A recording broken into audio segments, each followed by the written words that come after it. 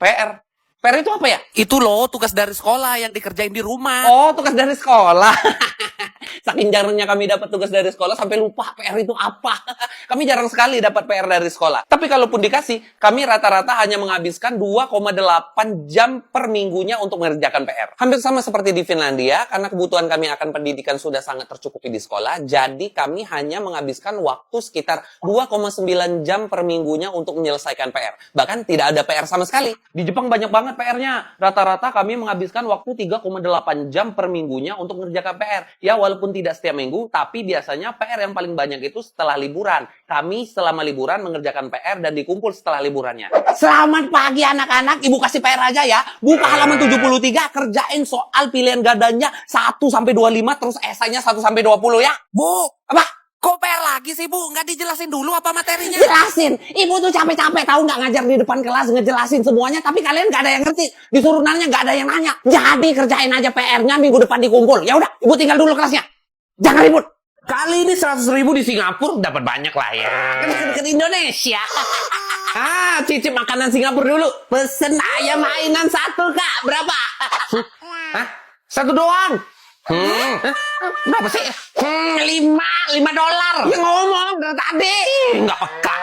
5. Ini 50. Kembalian 45 berarti. 45 kepala bapak.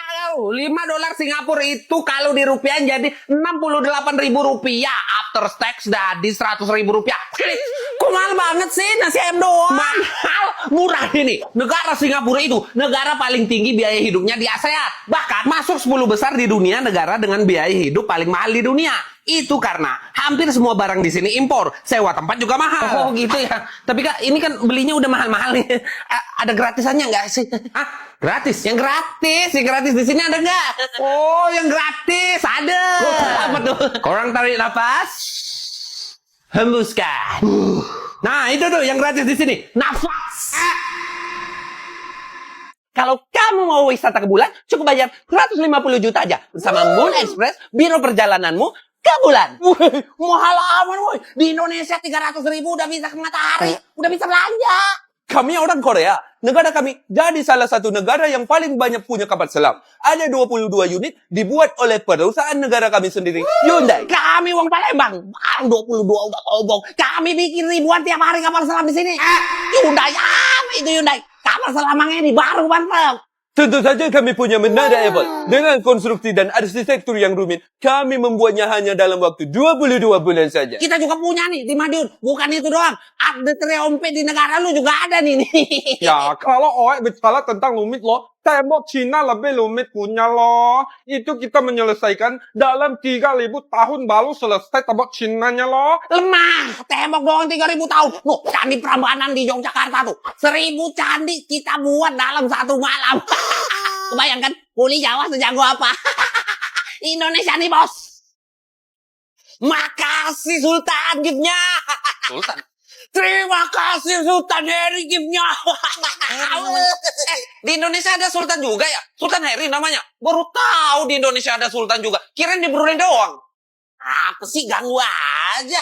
Kalau di Indonesia mah banyak Sultan. Sultan Harry, Sultan Muat, Sultan Sahrul. Pokoknya orang-orang Sultan yang ngasih gift ke gua tuh ya Sultan. Oh, jadi yang suka nge-gift gitu dipanggil Sultan di Indonesia? Oh iya dong.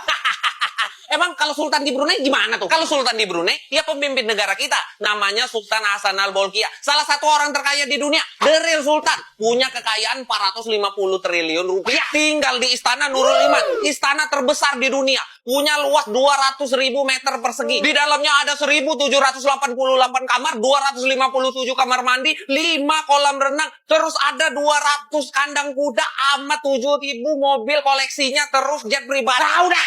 Pamer wah. Ya kan gue cuma ngasih tahu Sultan di tempat gua. Kalau emang Sultan bisa nggak ngasih gift ke lab gua? Gak bisa kan? Kok orang di Indonesia banyak yang stres-stres kayak gini? Makasih giftnya. Tolong kami Pak, kami tersesat. Tersesat? Oke, saya bantu. Kamu siapa namanya? Saya Salim Pak. Fuad. Oh, orang Islam ternyata. Kamu dari mana? Kita dari suku Van Gujars Pak. Van?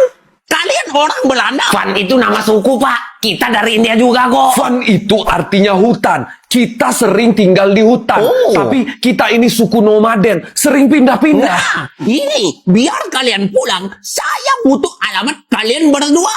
Kalian alamatnya di mana? Alamat? Maksudnya, saya tinggal di mana gitu? Iya, kamu tinggalnya di mana? Saya tinggal di bawah langit. Di atas bumi, di mana burung-burung terbang bebas dan harimau berkeliaran, di mana angin berhembus menerpa kencang dan sungai mengalir ke muara kebahagiaan. Kamu tinggalnya di mana? Saya tetangganya, Pak. Kamu orang Austria ya? Iya, aku orang Austria. Wah, beneran Austria ternyata.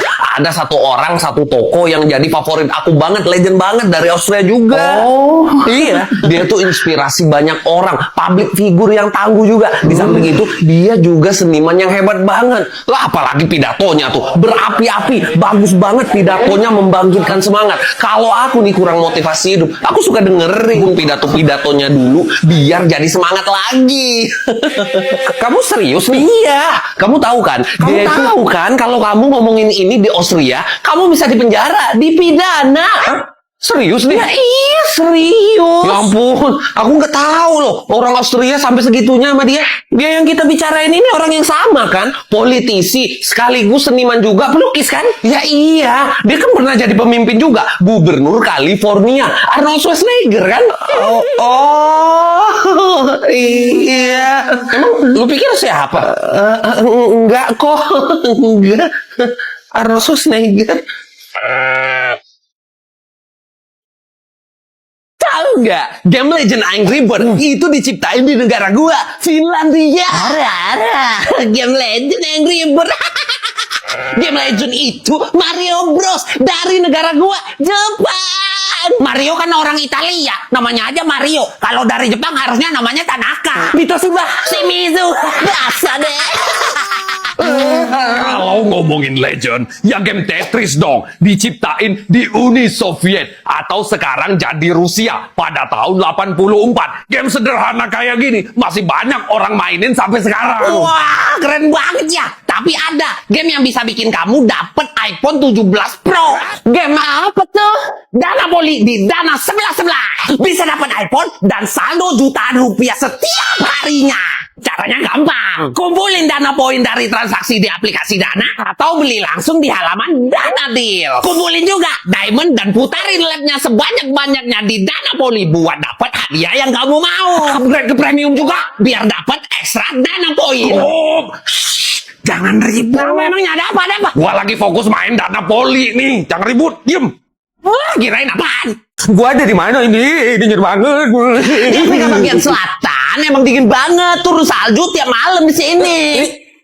Ini di Amerika, iya, Lesotho. Di sini tuh emang banyak salju. Oh, ini fix mau kiamat nih. Afrika kan panas. Ini sekarang udah salju di mana-mana ya. Mulu boy kan lama-lama ngomong sembarangan mulu. Ini tuh Lesotho. Dijuluki The Kingdom in the Sky karena seluruh wilayahnya berada di atas ketinggian 1.400 meter di atas permukaan laut. Yang artinya Lesotho adalah titik tertinggi di Afrika. Di sini iklimnya kayak negara-negara di Eropa loh, subtropis. Ada musim dingin, musim gugur, panas dan musim salju. Bukan cuma Lesotho aja yang ada salju di benua Afrika. Di Afrika Selatan seperti di pegunungan Drakensberg, di Maroko seperti pegunungan Atlas, tiap tahun juga ditutupi salju. Selama ini gue taunya Afrika itu ya panas, kering, gurun gitu.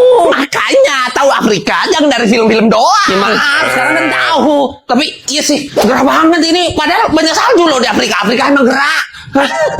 Mau ngapain? Buka baju, gerah. Buka baju. Ikutan niat. Aduh. Sakit Pak Haji. Nih, minum ini. Habis itu cuci muka pakai ini. Pasti lebih enakan. Nih.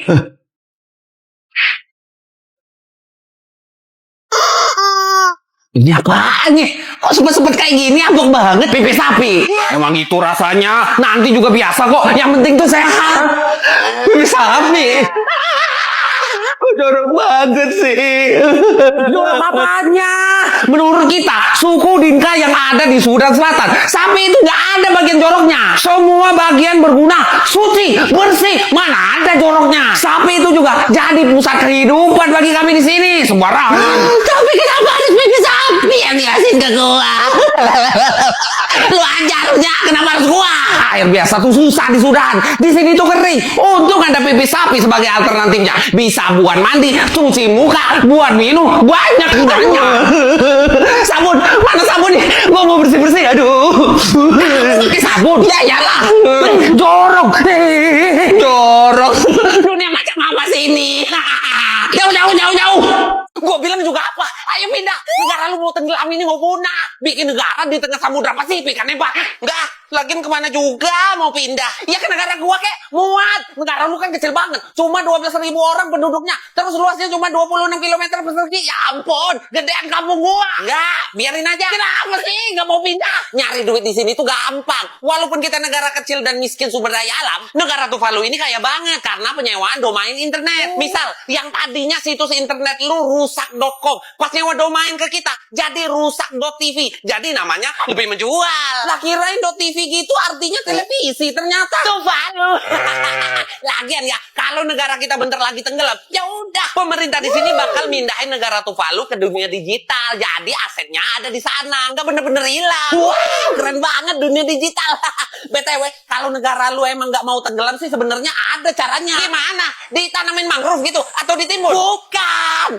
Diajarin berenang. Jadi nggak bakal tenggelam gitu.